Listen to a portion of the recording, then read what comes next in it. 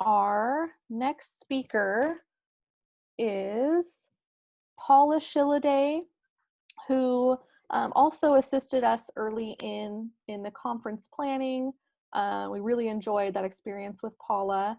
So Paula Shilliday is a third-year PhD candidate at the School of Law, Queen's University Belfast. She is a PhD researcher with the Senator George J. Mitchell Institute for Global Peace, Security, and Justice, and she's a member of the QUB Institute of Irish Studies. So here is Paula with Remembering Experiences of Historical Institutional Abuse, the Centrality of Voice. Thank you, Paula. Thank you, Carly. I hope you can hear me okay. Hello, everyone. Thank you very much for this opportunity to share some of my research findings with you today. So can I start by introducing you to Mary? I've changed her name for the purposes of this presentation. As a child, Mary was removed from her family home for reasons which she has never been able to find out. She was placed in foster care, where she was sexually and mentally abused. She ran away from her foster home to escape the abuse and was deemed to be unruly. The authorities placed her in a boarding school ran by nuns. But here she was not educated, only mentally, physically, and sexually abused. At the age of 16, she left the institution. Like many other young women in similar situations in Ireland, her deep vulnerability soon resulted in pregnancy. She was put into a mother and baby institution and her child removed without her informed consent.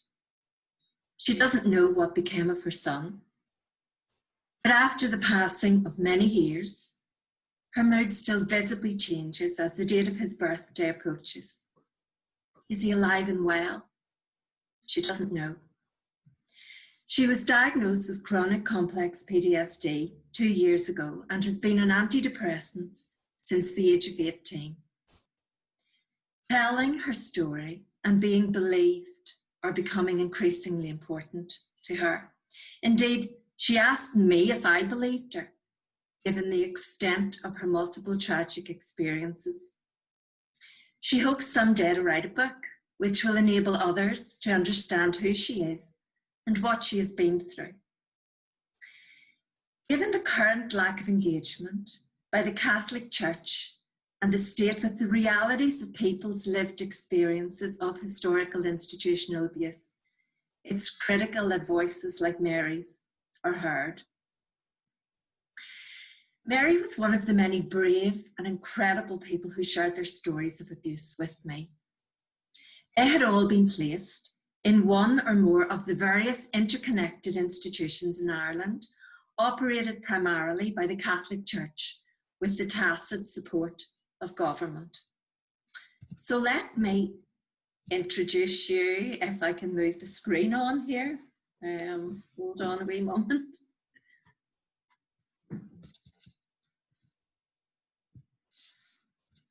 There we go. Sorry about that, technical support is in the background. Let me introduce you briefly to the institutions that these people spent so much of their younger lives in. Industrial and reformatory schools, as well as so-called training schools, were institutions where children lived from the age of 3 or 4 until the day before their 16th birthday. The circumstances for them being placed in these institutions were varied. Poverty, the death of one parent, the breakdown of a marriage, being from a travelling family. Within these so-called schools, there was little, if any, education, but much sexual, physical, and psychological abuse.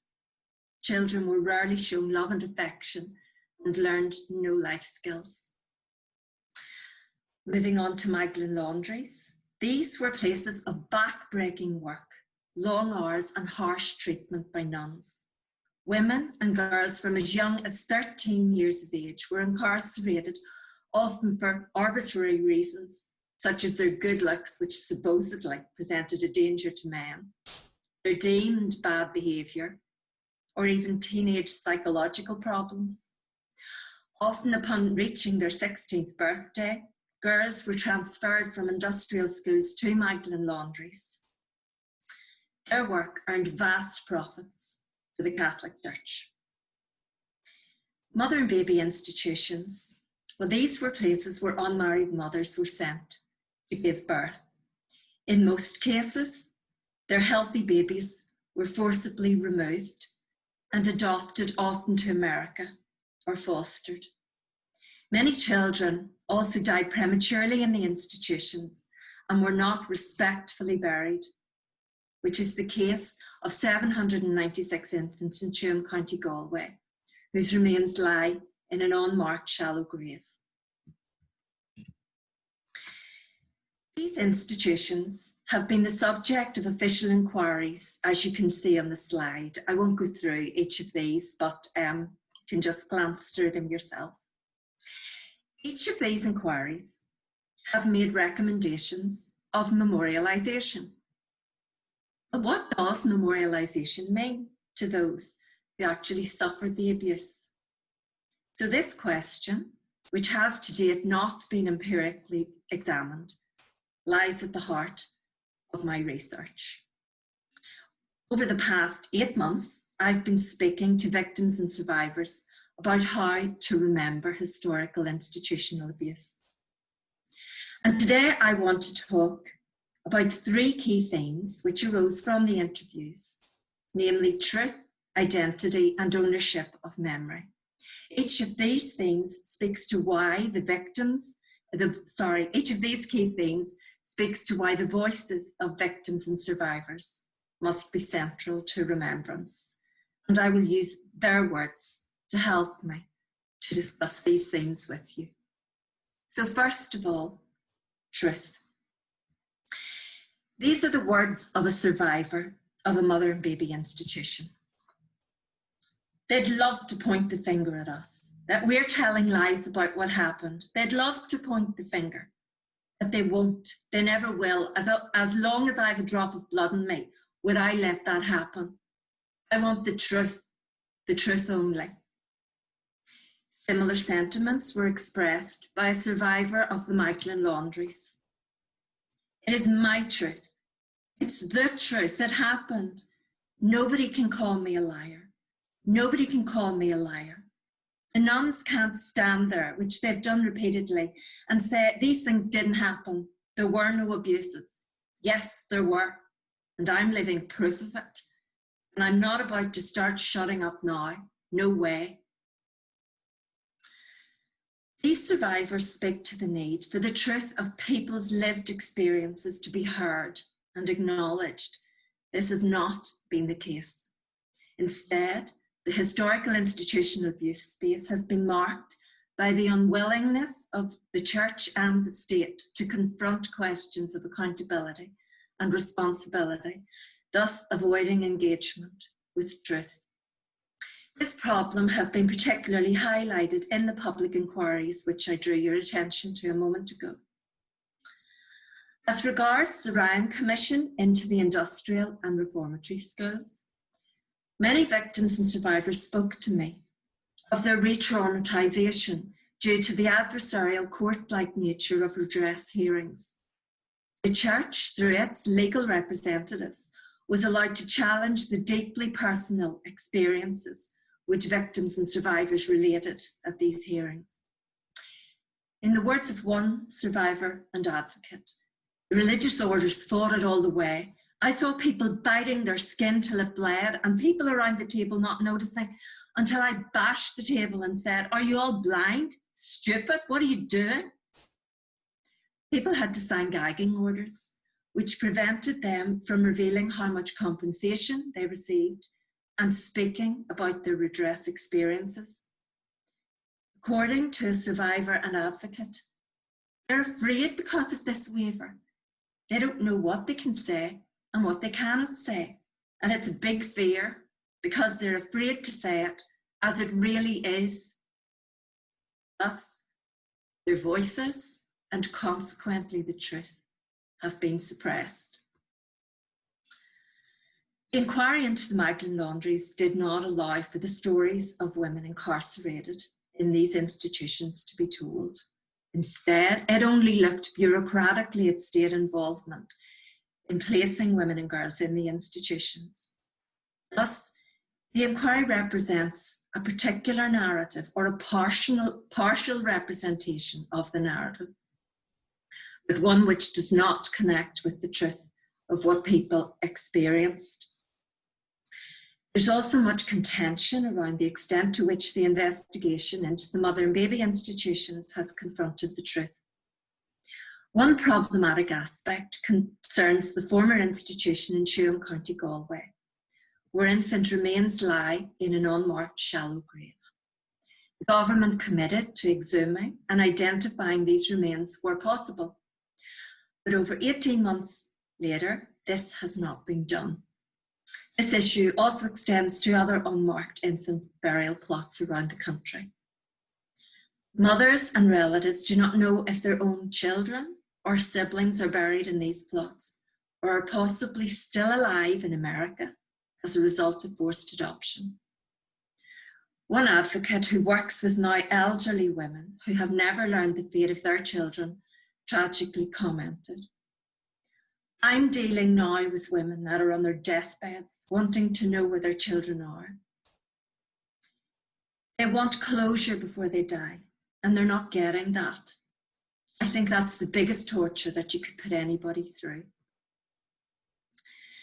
So across all the institutions, there's a need for the voices of victims and survivors to be heard as they speak truth into the silence and contested narratives of church and state. Also highlighting the importance of people's truth narratives within legitimate remembrance, one survivor and advocate remarked, "What we're doing is collecting memory, collecting testimonies, collecting conscience.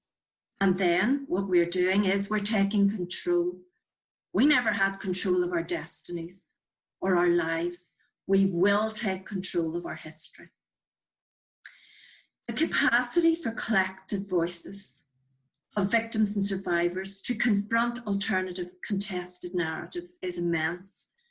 Their voices can reclaim control from the church and state which have held it for so long and bring truth and dignity to those whose lives bear the deep scars of the wrongdoing. I'm now going to move on to the theme of identity, which arose as an important aspect of voice in contested settings. There's widespread belief among victims and survivors that society does not understand what they went through. However, identity issues extend beyond victims and survivors themselves and into the lives of their families. One survivor spoke of the need for their voices to be heard and recorded so that society might better understand not only this impact of the abuse on those who were institutionalised, but also its intergenerational consequences. This survivor said, "This is why I want the history to be kept, so that people can see that it's not just the effect that it had on the parents, but also the knock-on effect to their children. And this is why I think it's very, very important that our history is not buried." When telling their deeply personal stories, many people spoke of the challenges they faced in parenting their children due to their abuse. They talked about the breakdown of their first marriages and the impact of this upon their children. Many feel that there is a sense of othering in the narrative around those who ended up in these institutions, meaning that they and their families are not properly understood. So it's only when their voices are given the space to be authentically heard that problematic perceptions of them and their families can enter societal discourse and the journey to better understandings possibly begin. Many victims and survivors carry a shame which is not theirs to carry. This shame has hugely impacted upon their identities. Many have never told their families about their institutionalisation and abuse. Some want to have their stories written down to be released to their loved ones only after their death. During the interviews, it became evident to me that collective voices in the public domain, speaking of the realities of the abuse, could hold tremendous power in addressing issues of identity. Let me explain this to you through the experience of one woman who was in an industrial school and migrant laundry. This incredible lady expressed how she did not feel properly understood within society. But more tragically, she told how despite having a good relationship with her daughter, she did not feel understood by her daughter regarding this hidden aspect of her life. She said, "I can't bring myself to tell my daughter all that I went through. She knows, but we've never discussed it. If she could read it or see it for herself, I don't want to bring her down. It was my doings and my problem." This speaks to the shame that this lady and others like her should not have to bear. She seems to blame herself for what happened, and this shouldn't be. She mentioned the Me Too movement and said that if there was more public discourse around what happened and the reasons why people were institutionalised, this could help her daughter to better appreciate the circumstances of her mother's life and possibly open the door to healing. A further problem around identity was highlighted by a survivor of the industrial schools and mother and baby institutions. Speaking to the need for the voices of victims and survivors to guide remembrance, she insightfully commented, "And another thing, we're sick to death of art exhibitions. Again, no informed choice. Today I saw a piece of art with scissors and the rosary. I was beaten with the scissors. Talk to the survivors, ask them. Actually, my friend who is an artist said, double up a survivor with an artist. Work through the piece of art so the symbol gives the right message. Carbolic soap gives us flashbacks, or polish. We need to be informed." Memorials must prioritise the needs and interests of victims and survivors. Their voices must lead the way if deeply ingrained aspects of their personal identity and abuse are to be appropriately and respectfully conveyed through remembrance. The final theme concerns the ownership of memory. And today I'm going to focus on how this relates to differing opinions between victims and survivors themselves regarding remembrance. Two diametrically opposing views were expressed by two survivors. According to one, "Personally, I'd rather forget it because it only brings you down." Yet, according to the other, it, that is the remembrance, should be as graphic as possible. Sanitizing things and euphemizing things is no good. It suits a particular narrative. People only sit up and notice when you're as graphic as possible. So, how can remembrance respectfully accommodate both points of view? Adding further complexity, another survivor, while supportive of the concept of memorialization, stated, "I don't want my private life other than what I choose to reveal in a particular place and context. There's loads of books written on the subject, there's loads of papers written on the subject, there's loads of programs. I mean, what more do they want? I kind of feel we've given enough. What more do you want? Do you want to know the ins and outs of the sexual abuse I suffered? What else do you want to know? Like, back off. We have a private soul and a private place, and let's have it. Enough has been taken from us. We've given enough. That's my view. Back off. What more do you people want? Guts."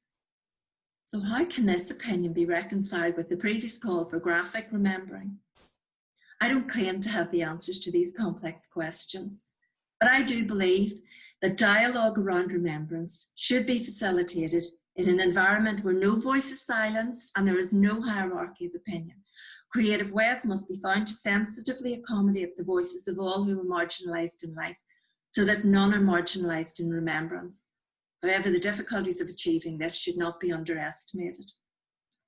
And just quickly before I finish, I want to briefly give you some of my reflections on conducting ethical research with vulnerable people.